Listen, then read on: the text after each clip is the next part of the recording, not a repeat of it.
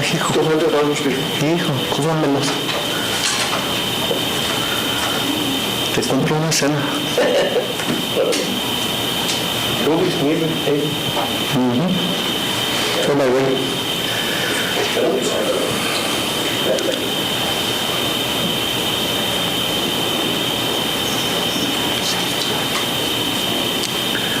Good afternoon, everyone. I'm Joe Gonzales, Blair County District Attorney. Over 6.5 years ago, I ran for this office to make our community safer and our justice system more fair and efficient. It was true then, and even truer now, that the rule of law is under attack across our country. A two-tier justice system is emerging, and those who need protection most have had the system weaponized against them. Here in Dare County, we fought to keep our system of justice strong. We resisted these attacks and promoted the rights of all members of our community. We've protected voting rights, civil rights, and human rights. And even when our efforts have fallen short of our ambition, we never turned our back on our duty to protect the public. Crime is down in Dare County. We have had many accomplishments in the District Attorney's Office to be proud of. In 2024, we had the highest murder conviction rate of over 13 years. We've developed innovative ways to work with law enforcement to prosecute dangerous criminals. For the first time ever, we recreated an entirely paperless system for case filing. Efficiencies like these allow us to get violent offenders off the streets with the speed of our digital age. I've also worked to align our resources with our values. We doubled the staff of the Family Violence Division and made it its own standalone department. We created the Civil Rights Division because, as I've said from the very beginning, no one is above the law and everyone deserves its protections. And we have expanded access to pretrial diversion programs for prosecuting or offering these programs for low-level nonviolent offenders. This, in turn, allows us to focus on prosecuting criminals who pose the greatest threat to our safety. And it allows those nonviolent offenders a chance to rise above their lowest moments. After 6.5 years, I am immensely proud of the work that we've done. Anyone on my talented staff will tell you that it has not been easy, but doing the right thing rarely is. As I approach the end of my second term, I'm faced with a hard decision. This job demands the best that I can give it, but it also demands extraordinary patience from my family. They have been unbelievably supportive of my public service, and it's for that reason that I'm making the decision to now support them. This will be my last term. I won't be seeking re-election. It has been the privilege of a lifetime to serve as your district attorney. No job could be more rewarding than keeping our community safe. But I never did it alone. There are countless secretaries, paralegals, investigators, prosecutors, and 13 outstanding division chiefs who make this office run. Our successes are a direct reflection of their passion for justice. They work tirelessly behind the scenes, processing cases, supporting victims, and ensuring every detail is attended to. Yet, the truest measure of their success hides in the invisible miracles of what they prevent. Crimes that didn't happen because of swift prosecutions. Lives that didn't go down the wrong path thanks to restorative justice. The men and women who serve in my administration are heroes and public servants. I will always be grateful to them and to their commitment to our community. For the next 18 months, we will continue to prosecute dangerous offenders, keep Bexar County safe, and perform those invisible miracles.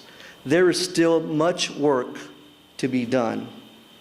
Though we've made progress, we still have a backlog of cases. That's why I'll push the county for more funding in the upcoming budget cycle, funding that we will use to hopefully provide long overdue raises to our staff. My goal is to leave our next DA with a clean slate, but my successor, whoever that will be, will have his or her own set of challenges. That's why I'm making this announcement now. I want to clear the field for the most qualified candidates to mount their campaigns. My hope is for a competitive election where the best candidates rise to the top. It's up to us to make the right choice for the next district attorney of Bexar County.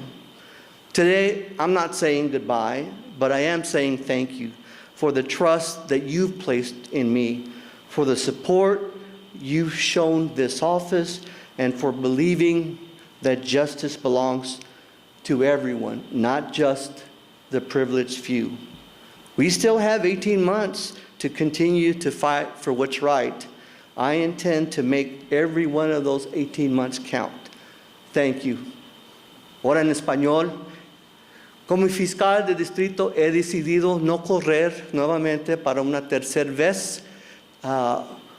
Hoy estoy anunciando que voy a dejar a otra persona que sea líder de esta oficina.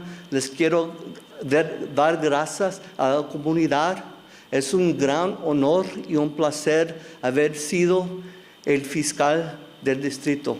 Muchas gracias por todo. At this time, I'll take any questions that you may have. What was the reaction from some staff members when you told them earlier this afternoon, and how is this impacting their future here?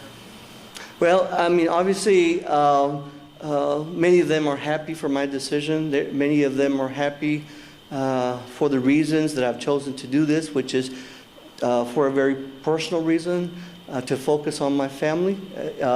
It's an end of an era. It was a good run. I come to work every day leading an office of over 550 people. I say all the time, this is the best job in the world. And the reason that I come to work every day is because of our staff, is because knowing that our staff comes to work to fight for what is right, fight for victims of crime. So the emotions have run the gamut, as you can imagine. I would hope that whoever the incoming DA will be, will hold on to as many of our employees as possible. It is my hope that whoever ends up being the next DA, that we can create an easy transition to make it seamless so that he or she would be willing to keep as many of the staff as possible. I did that when I first came in. I kept better than 90% of the staff that was already here when I came to office, and I hope to be able to do the same with the next DA. Antonio. ¿Qué es lo que más te llevas de satisfacción después de todo este tiempo al frente de tu oficina? Las convicciones que pudieron tener, ¿qué es lo que más te llenó en este tiempo? El orgullo de ser líder de esta oficina, de trabajar con tanta gente que se enfocan a lo que es importante a esta comunidad, es a proteger las víctimas de crimen. Mucha gente te criticó, y sabemos de eso, que te criticaba que no eras suficientemente duro en contra de criminales. ¿Qué le tienes que decir a esas personas ahora que ya dices que no vas a seguir? No quiero comentar de eso. Vamos a mover positivamente, ¿verdad?, con esta situación. Yo sé que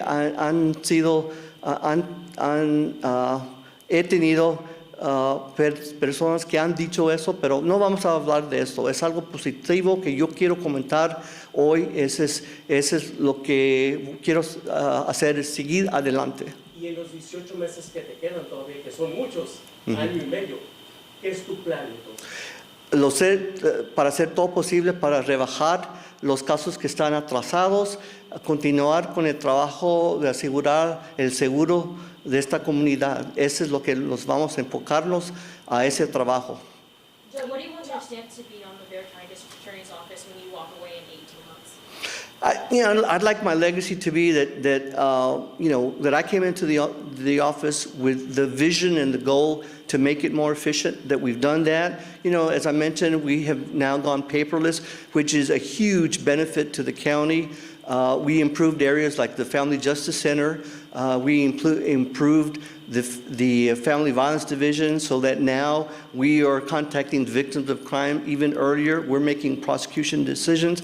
And on the fairness side, I'm proud of the Civil Rights Division that I've mentioned before. It's so important to me. I'm proud of the fact that our prosecutors have embraced the notion of restorative justice and giving people that deserve a second chance just that. That's the basis of restorative justice for those individuals that deserve it. Now, make no mistake about it, we hold accountable those people that commit violent crimes. As I mentioned before, we've had the highest murder conviction rate last year than we had in the last 13 years, better than 80%. So we hold people accountable that commit violent crimes. But that's what I'd like this legacy to be, that we made every effort to improve the office. Of course, not everything worked. We had to make some adjustments, but for the most part, I would like to think that we made a difference when we came in here. Joe, with any of the past kind of controversies being with, the backlog in cases that we covered, we talked to you about, to the Rin Collective, was that anything that weighed on you to also not seek re-election? Because I felt like sometimes there was more things happening than successes. Not at all. I made my decision is based on wanting to spend more time with my family. Those issues were nothing more than distractions.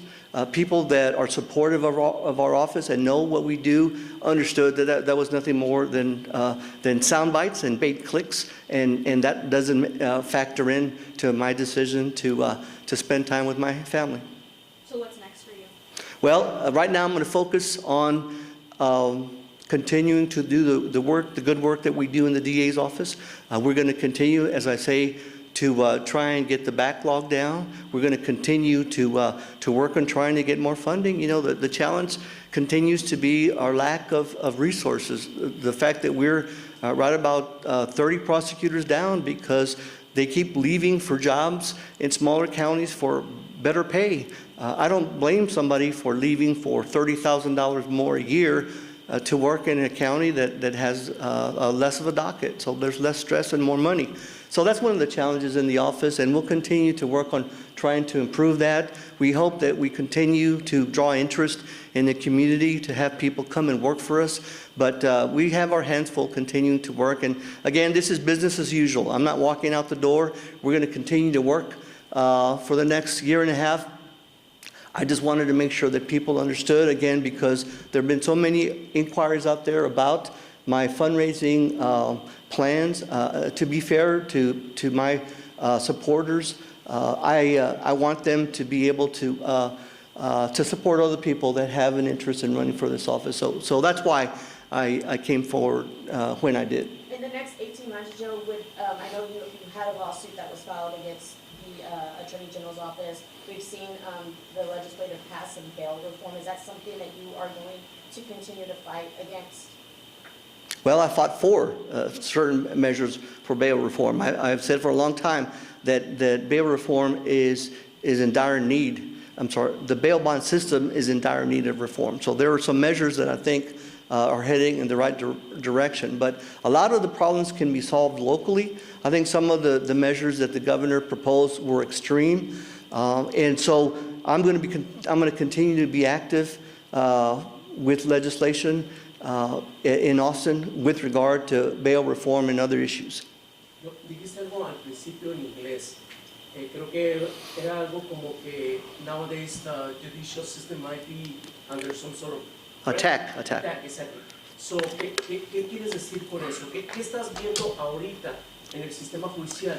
¿Qué es lo que está pasando? ¿Qué es lo que tú ves? Pues hemos visto ¿verdad? Como están arrestando a los inmigrantes en el trabajo, en las escuelas, y los están deportando. No, nada de eso es justo. Ese es el ataque de nuestra comunidad y de la justicia que nosotros hemos visto. Y esa es precisamente la razón que tenemos que luchar adelante, porque eso no es justo, ¿verdad?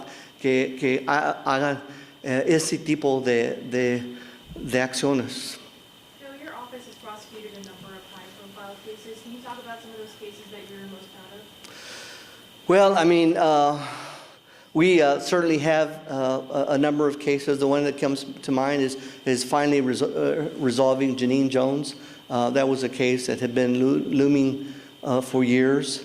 Of course, Otis McCain was, well, I've said that I reserve the right to seek the death penalty only in the worst of the worst. Certainly that in my mind was one of the worst cases. And so that was a case where the jury did, where the defendant was subject to the death penalty.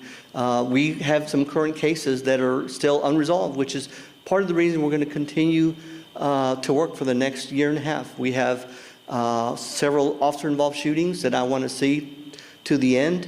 Hopefully they will reach resolution before I finish my term. So there are a number of cases.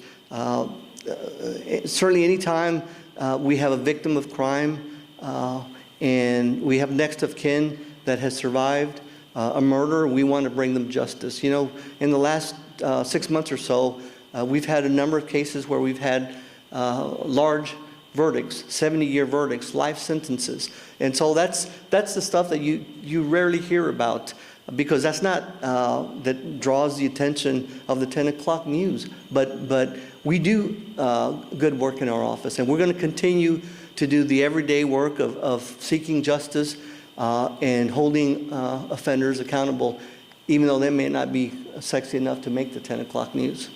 I know you have 18 months left, but what is your message to those victims' families that may be nervous with the potential of a new district attorney and the change that's coming? Well, I would say take solace in the fact that we still have a year and a half to do the work that we're doing, that we're going to continue to work hard on their cases, and that is my hope that we can make an easy transition of my successor. It is my hope that whoever ends up in this position, we can work with to hand over the cases that we are working on so that justice is not delayed, so that we can go to court and we can resolve those cases in a timely fashion. Joe, Manzanos tuvo hoy una conferencia de prensa donde él pidió casi disculpas porque él dijo que en el asesinato de Joss, el señor que no había habido un crimen de preferencia sexual. Hoy Manguano sale y dice, no debería haber dicho eso. Eso es algo que va a resolver la oficina del fiscal. ¿Eso es cierto? ¿A ustedes les va a tocar determinar si fue un crimen de odio o no? ¿Me puedes aclarar? Así es. Nosotros hacemos esos tipos de decisiones. La cosa es, con el caso como ese, la persona ya está enfrentando el máximo castigo de la cadena perpetua. Y no hay ventaja acusarlo de un caso de odio, porque no aumenta el castigo. Y esa es la cosa, es que para hoy, como le digo, está enfrentando el máximo castigo. Can you repeat that in English? Sure. Nada más. Entonces, ¿tu oficina no agregaría el cargo de odio? Pues puede ser que sí, depende en los hechos del caso. No les quiero decir que no, pero tenemos que esperar hasta que archiven el caso con nosotros, okay? Look, what he's asking about is the Jonathan Gonzales case, whether or not we intend to charge it as a hate crime. Certainly this case is too premature to make that decision. The crime just happened last weekend, so it's going to take some time for law enforcement to fully and thoroughly investigate, and then when their investigation is complete, they will file it in our office. The point I was trying to make is the man is already facing the maximum punishment being charged with murder, and that is a maximum of 99 years to life. There is no advantage to alleging a hate crime because it's already at a first degree. In other words, you can't get higher than a life sentence or higher than 99. The only advantage would be is if, for example, a grand jury, not a grand jury, but a regular jury, a petit jury as we call, would find him guilty of not a first degree but a second degree. And in that case, we could ask for a first degree punishment on a second degree conviction. So we'll certainly keep our options open when the case is filed with us. It may be that we still allege a hate crime. And so I'm not closing the door on the possibility of alleging hate crime as an enhancement in this case, but we know right now he's already facing maximum punishment. I know after the 18 years is, you're stepping aside, but are you going to still practice law, or are we still going to see you around the courthouse? Well, I hope it's 18 months and not 18 years. Sorry, 18 months, my bad. It's too early to tell what I'm going to do after I leave office. As I say, I'm going to focus on finishing, what we started and leaving a clean slate for the next DA. But I will tell you, I have several options open, and I say all the time, I'm 66 years, and most times I feel like I'm 46. So I still have some energy left. I still believe that I can continue to work. But it's time for me to do something different. It's time for me to pass the baton to somebody else and let somebody else take over. So, and again, I want to leave on a positive note. I will remind you that I had 2 different elections when I first ran and defeated my opponent decisively, both on the Democratic and Republican side, and then for re-election, again, I defeated my Republican opponent decisively. I want to leave on a high note. And so that's why I'm doing it now. That's why I'm doing it early. I'm giving anybody who's got an interest in running for this office an opportunity to apply for an open seat. I'm not in the way. I'm going to step aside. I'm going to give them an opportunity to convince the citizens of Bexar County whether or not they're qualified to run this huge office. It's easier from the outside looking in. It's not until you actually sit in my office and sit in my chair that you realize how difficult this job is. Sorry, going back to the Joss case, has your office ever successfully prosecuted any crime? Is that something y'all often are seeing, or seeing something more rare? Actually, it's very rare. In the 6.5 years that I've been the DA, there's only one case that I recall that even remotely involved a hate crime. That was an individual that died, a victim that was on the Riverwalk, and the allegation was the defendant pushed a member of the LGBTQ community into the water, and that individual drowned. The problem is we had challenges in that case. For example, the victim could not swim. There was an issue about whether or not we can prove that the perpetrator actually pushed him in the water.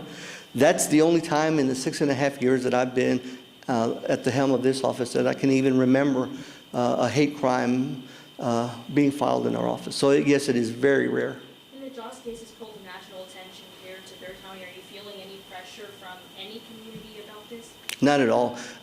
At this point, our response is the case hasn't been filed, so there isn't anything for me to do just yet. So we'll wait. What I've been telling members of the media, and I have been reached out by national media, is to please wait and be patient. Let law enforcement do their job, and when they file the case in our office, then we'll make the appropriate charging decisions, including potentially charging a hate crime if the evidence is there.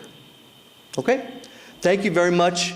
Thank you for your cooperation during my entire tenure, and we still have a 1.5 years to go.